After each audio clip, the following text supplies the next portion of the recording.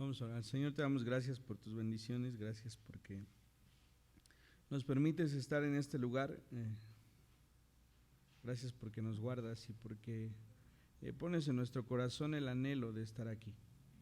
Te pedimos que tu palabra, Señor, sea clara en nuestras vidas y que podamos entenderla y tenerla presente para vivir a través de ella. Te damos gracias por todo esto en tu nombre, Jesús. Amén.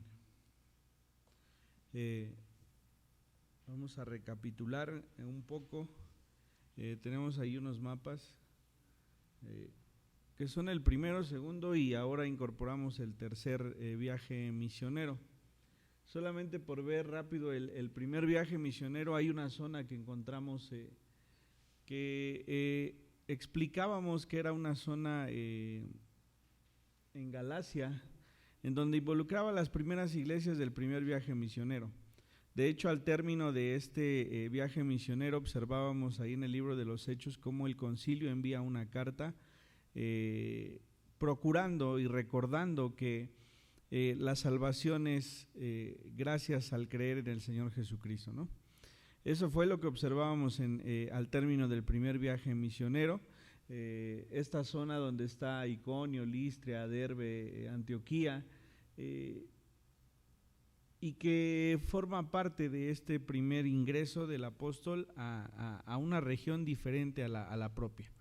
Después, y siempre vimos que se llegaba, se concluía en Jerusalén y iniciaba y terminaba en la parte de Antioquía. Jaime, tus pequeños están con Adi en el cuartito, creo. Después, iniciando el segundo viaje misionero, dice que Pablo le dice a Bernabé: visitemos de nuevo a los hermanos. Dice la escritura que hay una complicación, dice no pequeña, una discusión no pequeña entre ellos, porque Bernabé quería llevar con ellos a Juan Marcos, quien se había regresado a medio viaje en la primera instancia, y Pablo no queriendo, dice que tomó a Silas y Bernabé se llevó a Juan Marcos, ¿no?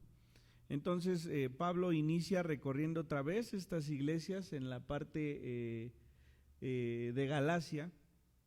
Ahora lo hace directamente. En el primer viaje vimos que primero llega a Chipre y de ahí navegan hacia esta parte que está sobre Listra y terminan de aquel lado, ¿no? Bueno, Pablo empieza ahora, digamos, sin navegar, simplemente pues, gracias a sus pies. Llega a esta zona de Galacia y después, cuando quiere pasar a esta zona donde está Éfeso, que es un área de Asia, dice que el Espíritu se lo impide, así que va hacia Troas. Tiene una visión que le dice: ven a nosotros, a esta otra parte y visítanos, ¿no?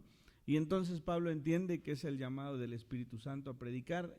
Empieza por donde está Filipos, después Tesalónica, después encontramos con Berea, Atenas y Corinto. Una vez que pasa en Corinto, dice la escritura que pasa un muy breve tiempo en Éfeso y que ahí en Éfeso deja a Priscila y Aquila y regresa una vez más a Jerusalén, dice, porque es bueno que yo llegue a la fiesta en Jerusalén. Pasa estas fiestas y sube una vez más a Antioquía, y decíamos la semana anterior, para rendir cuentas de lo que Dios le ha permitido hacer. Y inicia el tercer viaje misionero. Veíamos la semana anterior la conclusión en la que Pablo, pues digamos que es ayudado, sin él haberlo pedido porque no conocía a esta persona, es ayudado por un nuevo nombre que aparece aquí en el capítulo 18 al final, llamado Apolos. Dice que Apolos inicia en Éfeso, donde están Priscila y Aquila, y vale la pena recordar cuál fue el primer, no conflicto, la primera unión, digamos, de evangelismo entre Apolos y Priscila y Aquila, y es que tenía una enseñanza acerca de lo que Juan mostraba. Y vale la pena recordarlo porque el inicio de este tercer viaje misionero, Pablo se encuentra con los discípulos de Juan. Y entonces podemos comprender a qué se refiere esto. Dice que este tercer viaje misionero, después de que Pablo estuvo por un tiempo ahí en Antioquía, visitó de nuevo la primera área entre Tarso, o sea, yo creo que estos nombres ya deberíamos sabernos, ¿no? Listra, Iconio, Derbe, y ahora sí llega a Éfeso. Es decir, en el segundo viaje el Espíritu Santo no se lo permitió, pero en este tercer viaje el mayor tiempo que pasará será en esta área. Debemos entender algo, los tiempos de Dios son perfectos en todos sentidos. Éfeso, como está ahí en la hojita que les acabamos de dar, Éfeso era una ciudad muy importante de Asia, quizá la más relevante de Asia, por muchas circunstancias. Es de suponerse que al ser una ciudad con un puerto, así como lo es para nosotros el puerto de Veracruz, en donde llega todo absolutamente y de ahí se envía para todos lados en la República, Éfeso tiene esta importancia, pero lejos de todo es una ciudad que conecta fácilmente a toda la Asia que está al interior, es decir, no está a orillas del mar, sino hacia el centro, ¿no? Pues es como si nosotros dijésemos que Veracruz es importante, pues porque de allí se puede uno ir hacia la ciudad, se puede ir uno hacia el norte, se puede ir uno hacia el sur, es con facilidad un punto de encuentro. Esta ciudad de Éfeso tenía estas condiciones. Leímos este capítulo 19 completo, aunque no estudiaremos todo el capítulo por la importancia y la relevancia de lo que está escrito en ella. Como una introducción, esta ciudad era una ciudad, les decía, económicamente activa, económicamente importante, relevante para todo lo que había en Asia. También era una ciudad que pronto había sido pues tomada por los griegos, es decir, había muchos griegos en esta ciudad habitándola. Y de las cosas relevantes que podemos conocer de Éfeso es que era una ciudad que tenía un templo para una diosa griega llamada Artemisa, o conocida como Diana también, ¿no? Y esto hiciésemos un paréntesis. Hay algún lugar en el que Pablo escribe a Timoteo y le dice: no dejo que las mujeres enseñen. Y esto ha sido controversial, esto ya lo habíamos visto, pero hoy cobra relevancia por algo. La imagen de esta diosa Artemisa era una imagen sexualizada, era una mujer con senos protuberantes, era una mujer en el que se apreciaba su rostro, un bonito rostro. Así que había profetisas dentro de estos templos que también se prostituían. Entonces, cuando Pablo escribe a Timoteo, Timoteo se encuentra en esta área en Éfeso. Por tanto, hay una relevancia en lo que el apóstol le está escribiendo a Timoteo. Lo hace no por hacer menos a la mujer, sino al contrario, por cuidarla, por cuidar que cualquiera que entrase al templo y la viese al frente pudiese pensar que era igual a las profetisas de estos templos, de estos lugares en donde se adoraba. Entonces esto cobra un sentido por el cual el apóstol le está escribiendo a ello. Por eso es relevante que podamos estudiar este contexto, porque pues podremos encontrar muchas aclaraciones a nuestros pensamientos y a lo que está escrito en la palabra, ¿no? Derivado de allí, muchas iglesias no permiten que la mujer predique en los púlpitos, sin ir directamente al contexto que muestra la palabra de Dios. Pablo reconoce en muchas ocasiones la vida de las mujeres en el ministerio. En la misma carta a Timoteo le dice a Timoteo que la fe que no es fingida fue heredada por su abuela y por su madre. Es decir, no es un doble discurso, simplemente hay un motivo para hacerlo, ¿no? Si en nuestros tiempos hubiese iglesias como esta, en donde las mujeres que predican la religión que fuese, también se prostituyen, pues deberíamos tener cuidado nosotros también de estas mujeres que pudiesen enseñar en nuestras iglesias. Esto tiene entonces esta explicación. Además de ello, nosotros leímos en este capítulo cómo había una euforia en un templo, en el templo de Artemisa, el cual dice que en algún momento, durante 2 horas y sin parar, la gente exclamaba: grande es Diana de los Efesios, ¿no? Creían que con esto defendían la autoridad que esta simbología tenía para ellos. Nos encontramos con cosas relevantes como aquel hombre platero que se dedicaba a hacer pues recuerditos, ¿no?, de los templos, y hacía templos en plata y estos los vendían y los traían, y es muy claro aquí donde dice: no solamente por mi negocio, ¿no? Era un negocio para él hacer esto. Y entonces la euforia que había por este tipo de situaciones era de suma importancia. Así que con esto podemos comprender lo que todo el capítulo expresa. Entonces Pablo está llegando a un lugar en donde la gente está inclinada hacia la adoración a esta diosa griega. Por eso es que empezamos esta introducción, para entender el por qué el apóstol tiene que llegar ahora con un tiempo suficiente. En un principio, en el segundo viaje, se le impide para que tenga un tiempo diferente de llegar a este lugar, se puede extender en todo lo que requiere, y de esta manera el evangelio pueda ser sostenido de una manera distinta. Son los tiempos de Dios. Si nosotros creemos o no creemos, es el tiempo de Dios. Si en algún momento alguien nos predica, muchas veces no escuchamos. Nos predican desde la niñez, la adolescencia, la juventud, y hay personas que hasta que son ancianos, pues es el momento de que ellos rindan su fe al Señor Jesucristo, ¿no? Entendamos que Dios es sabio. Así que no se le permite a Pablo llegar a esta área. Y en este tercer viaje, una vez ya visitados la zona de Galacia, que dice inclusive el último versículo, los últimos versículos del capítulo 18, que Pablo confirmaba otra vez a estos hombres,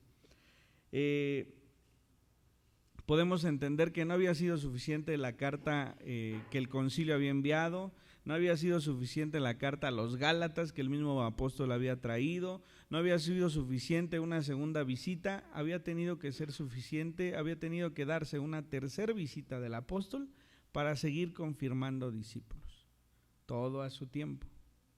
Entonces, empezamos ya así con este capítulo 19 que dice: aconteció que entre tanto que Apolos estaba en Corinto, Pablo, después de recorrer las regiones superiores, hablando de Galacia, vino a Éfeso y hallando a ciertos discípulos. Es decir, regresa tanto. En la parte izquierda del mapa nos encontramos con el área de Corinto, que está acá entre Corinto y Atenas. Un poquito más abajo está Acaya, ahí no está el nombre, pero confía en mí.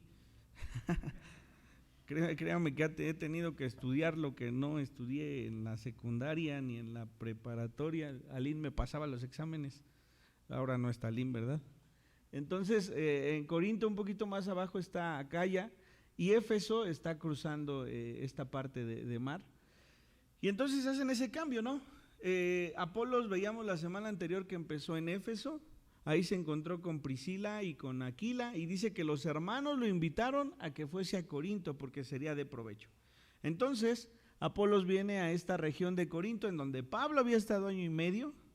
Ahora Apolos viene a solidificar lo que el mismo apóstol ha predicado, a enseñar cosas distintas, y entonces ahora Pablo toma el lugar en el que Apolos había iniciado, que era en Éfeso, ¿sí? Entonces, para que nos ubiquemos ya en esta parte. Entonces dice que Apolos, mientras Apolos estaba ya en Corinto, dice este versículo 1, Pablo, después de recorrer las regiones superiores, hablando de Listra, Derbe, llegó a esta parte que es Éfeso, que es una parte del Asia Menor.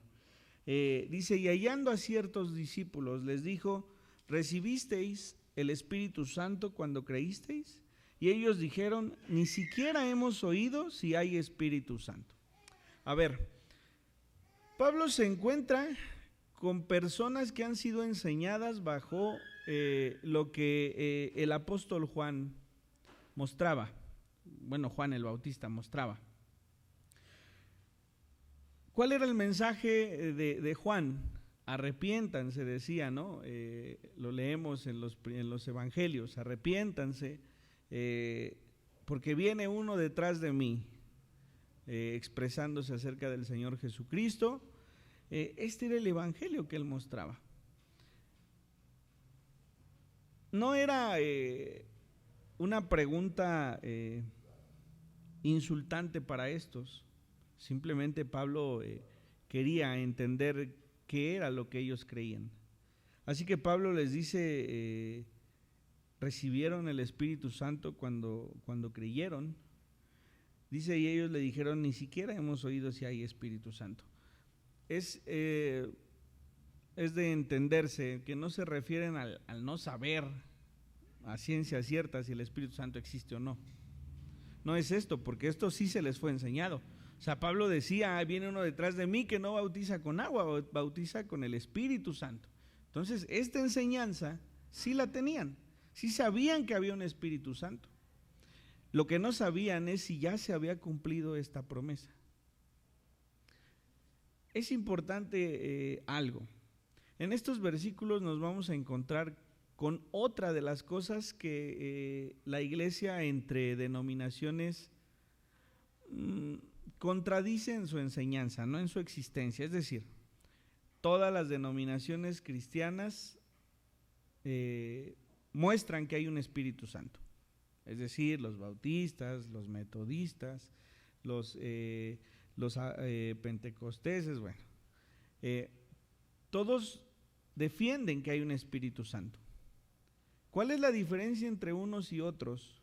Las manifestaciones del Espíritu Santo, que son cosa aparte. Para la iglesia bautista, por ejemplo, las manifestaciones del Espíritu Santo tuvieron un tiempo para hacer. Eran necesarias en este momento de crecimiento en la iglesia, pero hoy, no predican acerca de ellas y no las experimentan y no las muestran a sus congregantes. Si hoy ustedes hablan con alguno, les dirán, bueno, por ejemplo, si le dicen, es que hay un hombre que tiene el don de sanidad, su argumento será, bueno, pues que vaya a los hospitales y ahí ore por los enfermos y entonces que estos milagrosamente reciban la sanidad del Señor. Si ustedes hablan con uno que venga de una iglesia pentecostés, bueno, su expresión será, esas mismas manifestaciones son ahora y necesitamos de esas manifestaciones y predicamos acerca de esas manifestaciones. Incluso su predicación se vuelve enteramente acerca de las manifestaciones del Espíritu Santo en muchas ocasiones. ¿Por qué digo esto? Estos hombres que Pablo encuentra, a los cuales les pregunta si el Espíritu Santo, si han recibido el Espíritu Santo, y ellos responden, ni siquiera sabemos que haya Espíritu Santo. Les decía, se refiere a esto, no sabemos si se ha cumplido esa promesa que Juan nos enseñaba, ¿sí? La pregunta es, ¿acaso Juan el Bautista necesitó de las manifestaciones del Espíritu Santo para ser salvo? No, porque la promesa del Espíritu Santo vino del Señor Jesucristo antes de morir. ¿Sí? Una vez que se encontró con sus discípulos, les dijo, no se vayan de este lugar hasta que no venga sobre ustedes el Espíritu Santo de Dios. Es decir, fue un tiempo posterior a que Juan el Bautista muriese. ¿Podemos decir que este hombre es condenado? No. El Evangelio, la enseñanza que él tenía acerca de que Jesucristo era el Hijo de Dios y él era el Mesías que había de venir, era suficiente para alcanzar salvación. Entonces, ¿de estos hombres podemos decir que eran condenados? No. ¿Podemos decir que Apolos era condenado? No. Porque Apolos y estos hombres habían sido enseñados bajo la estructura de Juan el Bautista. Es decir, viene detrás de mí un hombre que es el Señor Jesucristo, que es el Hijo de Dios, a través del cual hay salvación. Arrepiéntanse. ¿sí? Esto es lo que ellos tenían y eso es suficiente para ser salvos. Si hoy nosotros no experimentamos evidencias en nuestro cuerpo de las manifestaciones del Espíritu Santo, no quiere decir que seamos condenados. Nosotros hemos creído en el Señor Jesucristo, creímos que el Señor Jesucristo era el Mesías y era el Mesías de los cuales los profetas hablaron. Y entonces eso es lo que trae salvación a nuestras vidas, ¿sí? Partamos de ese punto. Entonces dice que Pablo les dijo, bueno, y entonces, ¿cómo fueron bautizados? Y ellos dijeron, bueno, fuimos bautizados en el bautismo de Juan el Bautista, es decir, en la confesión de arrepentimiento, ¿no? Una vez que eran bautizados, estos hombres confesaban sus pecados. Juan les dice a los judíos que están junto al lugar donde él está bautizando, porque vienen a él para ser bautizados y no confiesan lo profundo de su pecado, ¿no? Es como si yo dijera, ay, es que ayer mentí, ojalá Dios me perdone, ¿no? Hay más cosas más profundas en nuestro ser que hemos hecho, ¿no? Entonces, venimos, somos bautizados y decimos las cosas que nos parecen chiquitas, ¿no? Pues, entendiendo que no hay tamaños de pecados, ¿no? Pero hay pecados que nos avergüenzan sobremanera y hay otros que pues, podemos decir, bueno, es que yo también soy pecador, es que ayer andaba de chismoso, ¿no? No, hay cosas más profundas. Entonces, este era el bautismo de Juan, por este fueron bautizados estos. Y entonces Pablo dice en el versículo 4, Juan bautizó con bautismo de arrepentimiento, diciendo al pueblo que creyesen en aquel que vendría después de él, esto es, en Jesús el Cristo. Es decir, los bautizaba y les decía, detrás de mí viene Jesucristo, que es el Hijo de Dios. Cuando oyeron esto, fueron bautizados en el nombre del Señor Jesús. Y habiéndoles impuesto Pablo las manos, vino sobre ellos el Espíritu Santo, y hablaban en lenguas y profetizaban. Eran por todos unos 12 hombres. La iglesia pentecostés enseña que cuando viene el bautismo del Espíritu Santo sobre las personas, la evidencia de que esto ha ocurrido es que estas personas hablan en lenguas. Porque a lo largo del libro de los Hechos, cada que leemos que vino el bautismo del Espíritu Santo sobre alguien, inmediatamente dice que hablaron lenguas. Entonces, ciertamente es una característica que la Biblia muestra que sucede. Ciertamente hablamos de dos cosas distintas también, porque una cosa es que las manifestaciones se presenten en el cristiano y otra cosa distinta es que porque no se manifiesten, el Espíritu Santo no está dentro del cristiano. Desde que usted tiene en su mente y en su corazón la necesidad de perdón, de ser perdonado, quiere decir que el Espíritu Santo está trabajando en su corazón. Porque dice la Biblia que el Espíritu Santo redarguye de pecado, es decir, te muestra que eres pecador. Esa es una tarea del Espíritu Santo. Y ese es el contacto que todos los hijos de Dios hemos tenido previos a recibir al Señor Jesucristo. Si yo no supiera que soy pecador, si yo no entendiera que estoy haciendo algo que está mal, pues entonces ¿para qué quiero un Salvador? Entonces por eso cuando venimos con la gente decimos que Dios tiene que perdonarte. Y la gente dice, ¿pero de qué? O sea, ¿por qué yo no ofendo a Dios? Yo no hablo mal de Dios, yo no soy una mala persona, yo no esto, yo no el otro. Porque no ha habido ese contacto del Espíritu Santo sobre su vida. Pero una vez que el Espíritu Santo de Dios tiene contacto con esa persona necesita y suplica porque el Señor Jesucristo perdone sus pecados y le limpie. Entonces separemos estas cosas. Decía mi papá cuando hablaba de estas cosas que él no podría negar si veía alguna persona que tuviera una manifestación del Espíritu Santo. Dice, yo no puedo negar que esto venga de Dios, porque sería negar a Dios. Dios hace lo que quiere con quien quiere. Y creo que esta es la postura correcta para nosotros. Muchas veces escuchamos acerca de estos temas y si alguien nos dice esto hasta nos ofendemos, no, está mal esa hermana que está predicando acerca del Espíritu Santo. No nos ofendamos, Dios hace lo que quiere con quien quiere. Dice la Escritura y voy a empezar este tema con este último versículo que está aquí en la hojita que les mostré. Está en Juan capítulo 20 versículo 30. Y también hizo Jesús muchas otras señales en presencia de sus discípulos que no están escritas en este libro. Estas empero son escritas para que creáis que Jesús es el Cristo, el Hijo de Dios, y para que creyendo tengáis vida en su nombre.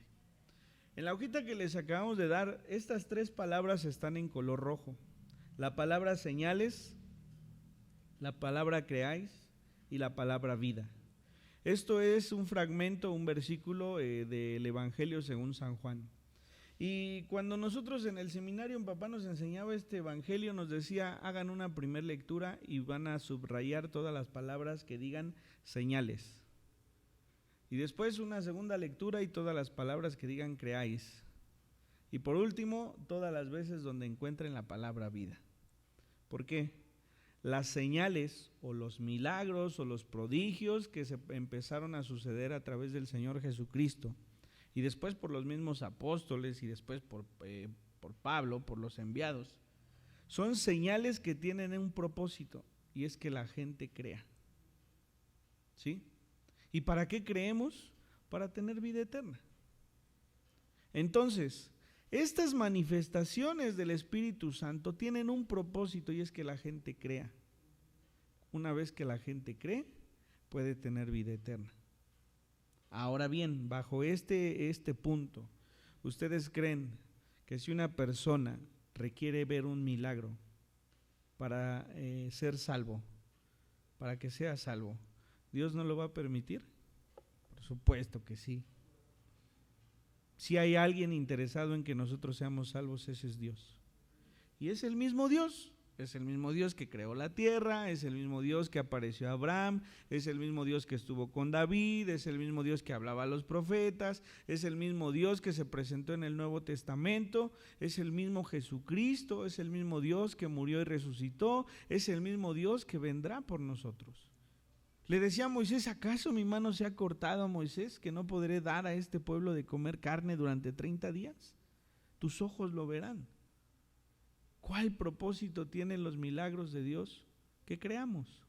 Entonces, el Espíritu Santo es el regalo de Dios para la iglesia, para que la iglesia sea capacitada, para que la iglesia vea los milagros y prodigios y a través de ver estos milagros podamos creer y entonces tengamos vida eterna. No podemos limitar el poder de Dios y decir que hoy no se manifiesta en las personas es decir que se ha cortado su mano. No, si requerimos que Dios haga un milagro para alcanzar salvación, entonces Dios lo permitirá. Si hay hombres que tengan don de sanidad, como en el Nuevo Testamento, aquí en el libro de los Hechos, pues lo hay. Si hay hombres que hablen lenguas, los hay. Es un tema de cuidado, porque como también leímos en este capítulo 19 al inicio, nos encontramos con quienes eran imitadores, ¿no?, de los apóstoles. Incluso decían que conjuraban en el nombre de Jesús, o sea, desde la palabra como que no cuadra, no suena, ¿no? Y entonces dice que los demonios decían, bueno, conozco a Jesús, conozco a Pablo, pero ¿tú quién eres, no? Entonces, es lo que Dios regaló a su iglesia para que su iglesia creciese. Porque entonces, ¿qué sentido tiene que nosotros oremos? ¿Qué sentido tiene que nosotros le expresemos al Señor las necesidades que tenemos de un milagro? Milagros de sanidad, milagros de todo tipo. Es un constante, eso es una vida que no ha cambiado. Entonces, dice la Escritura que una vez que Pablo les dice esto, el Espíritu Santo les bautiza y estos hombres hablan en lenguas. ¿Cuál era el propósito para que estos hombres fuesen capacitados de esta manera? pues que ellos en algún momento fuesen con otras personas y les hablaran del Señor Jesucristo y oraran por ellos y utilizaran las lenguas para poder expresarse hacia ellos y estas personas creyeran. Entonces, esto es importante y les decía, esta es la conclusión de este tema. Pero me regreso a lo más importante. Primero, la salvación nada tiene que ver con las manifestaciones del Espíritu Santo en nuestras vidas. La mayor manifestación del Espíritu Santo en nuestra vida es que nos convence de pecado y nos lleva al arrepentimiento y nos lleva a creer en el Señor Jesucristo, ¿sí?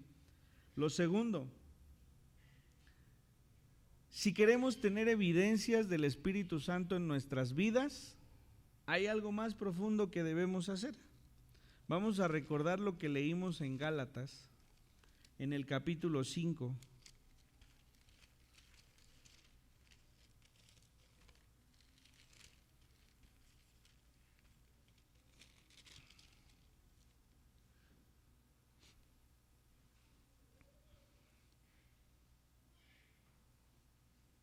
Y voy a leer, no está aquí en la hojita, pero voy a leer a partir del versículo 17, una leída rápida.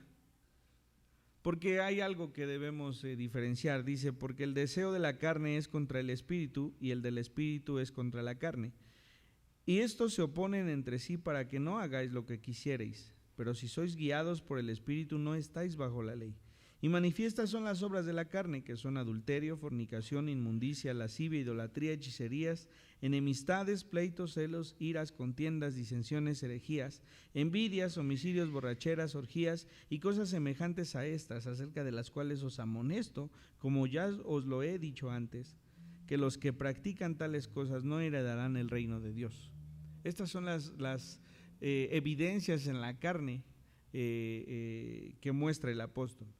Pero dice, mas el fruto del Espíritu es amor, gozo, paz, paciencia, benignidad, bondad, fe, mansedumbre, templanza. Contra tales cosas no hay ley. Es decir, la manifestación de que el Espíritu Santo de Dios habita en nosotros es que nosotros tengamos este fruto del Espíritu. Es decir, que seamos amorosos, que nos gocemos, que tengamos paz, que tengamos paciencia, benignidad, bondad, fe. ¿Queremos manifestaciones del Espíritu Santo? Pidámoslas, pero pidamos mejor estas. O sea, no le digamos al Señor, Señor, permíteme hablar en lenguas. Bueno, si es su anhelo, hágalo. Pero que sea su anhelo tener amor, un amor que proviene del Espíritu Santo de Dios, una paz que sobrepasa todo entendimiento, un gozo en medio de la peor dificultad de su vida. Pidamos a Dios de este fruto, porque esto manifiesta a los que nos rodean que el Espíritu Santo de Dios está en nuestras vidas. Esto es más evidente ahora. Hoy necesitamos estas evidencias que traigan a los hombres a Dios.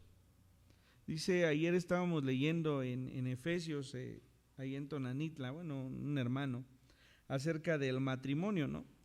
Y decía que si el esposo no dejaba a la mujer venir a la iglesia, bueno, pues que ésta fuese obediente, dice, porque tus obras atraerán a los pecadores, ¿no? Refiriéndose a ellos. Cuando nosotros amamos, cuando nosotros somos mansos, cuando nosotros somos pacientes, cuando nosotros traemos bendición a los que nos rodean, esto atrae a estos hacia el Espíritu Santo de Dios, para que ellos se conviertan al Señor. Entonces, lo más importante no es que un día nosotros hablemos lenguas o que un día nosotros tengamos un don espiritual, que esto es para la iglesia. Claro que es importante y claro que es relevante para la iglesia. Yo alguna vez veía a un hombre que tenía este don y en verdad cuando uno acudía al lugar donde él estaba, en sus oraciones la presencia de Dios era notoria, se sentía la presencia de Dios. Y yo le decía al Señor, Señor, pues es que en la iglesia donde nosotros estamos también necesitamos de estos milagros. No puedo decirle que una voz audible estuvo en mi oído, ¿verdad? Pero sí puedo decirle que la respuesta del Señor fue, tú solamente estás viendo el resultado, pero no estás viendo el tiempo de oración, no estás viendo la comunión que hay entre él y yo, no estás viendo todo lo que esta persona dejó para prepararse, para someter su voluntad a la mía. Porque cuando hay estas cosas, nuestra voluntad se enorgullece, ¿no? Nuestro ego sube. Pero cuando Dios permite, necesita obreros lo suficientemente humildes y obedientes para que su voluntad se haga. Es decir, si el Señor te dice, ve y ora por esta persona, la única manera de reconocer la voz del Señor es estando en su presencia. No hay otra manera.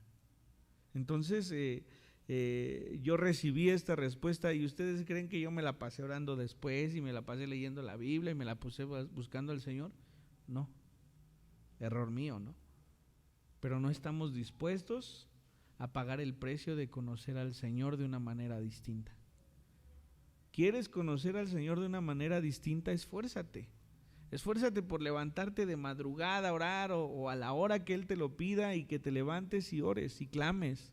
Esfuérzate por leer su palabra, esfuérzate por escucharle, esfuérzate por someter tu voluntad a la suya y conocerás a un Dios de estas proporciones.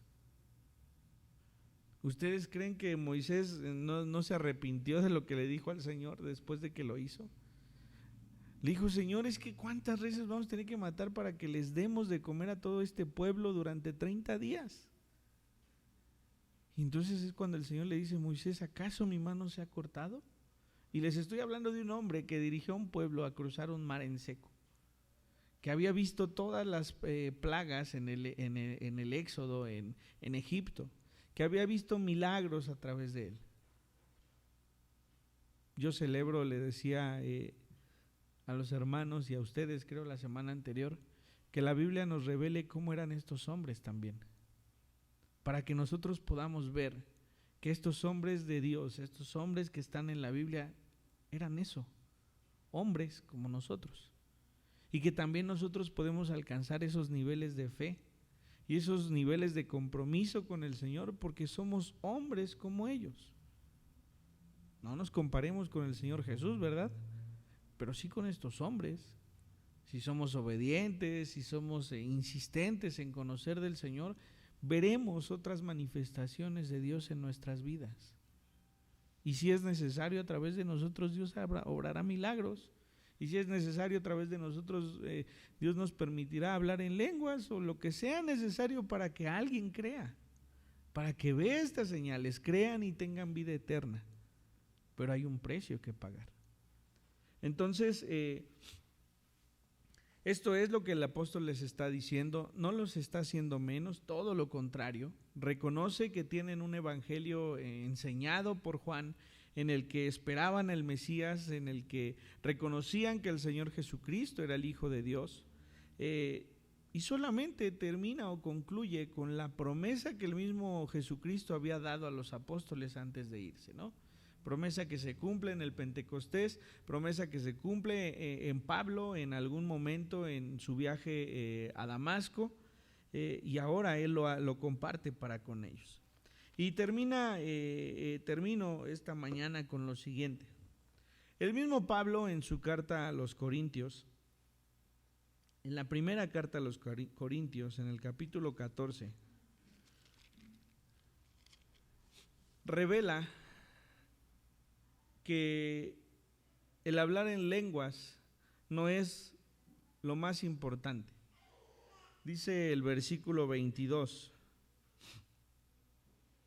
Así que las lenguas son por señal. Fíjese, yo ni siquiera me acuerdo haber leído, entendido la palabra señal o haberla apartado.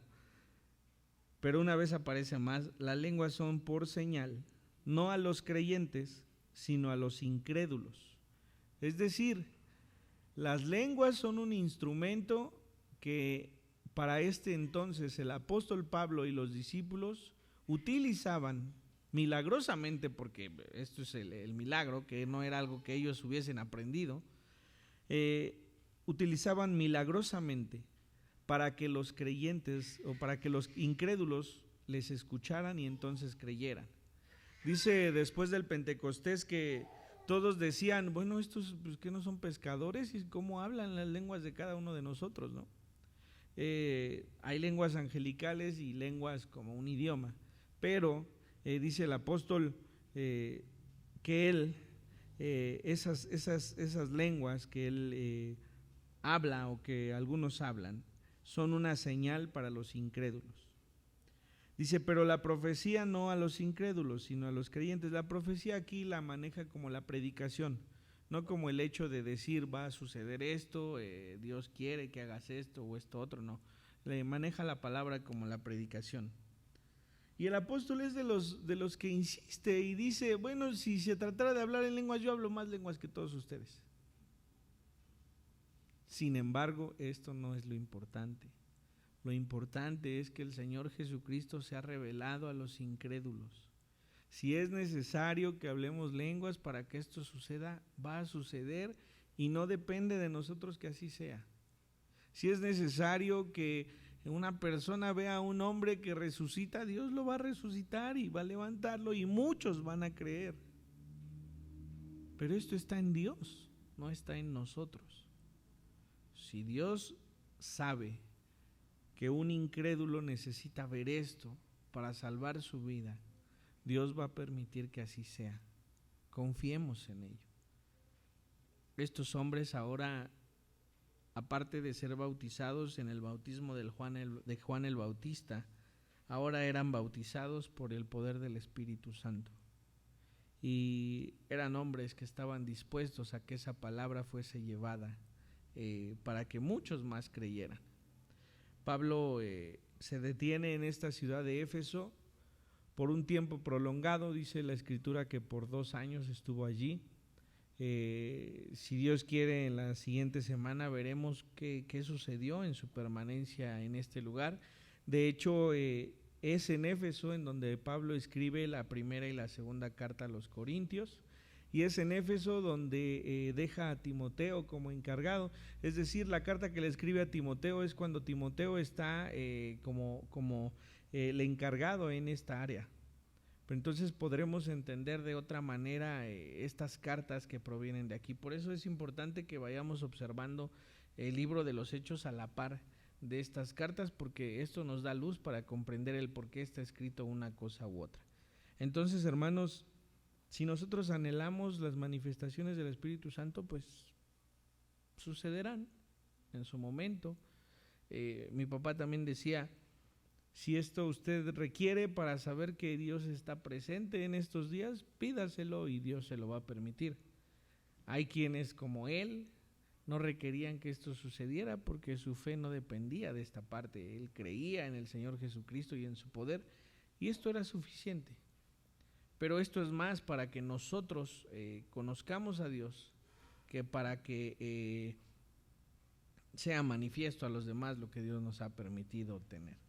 Entonces, confiemos en que a pesar de no ver manifestaciones del Espíritu Santo en nuestras vidas, hablo de algo físico, Él habita entre nosotros, Él habita en nuestros corazones, y es gracias al trabajo del Espíritu Santo en nuestras vidas que nosotros sabemos que necesitamos del perdón del Señor Jesucristo para ser salvos.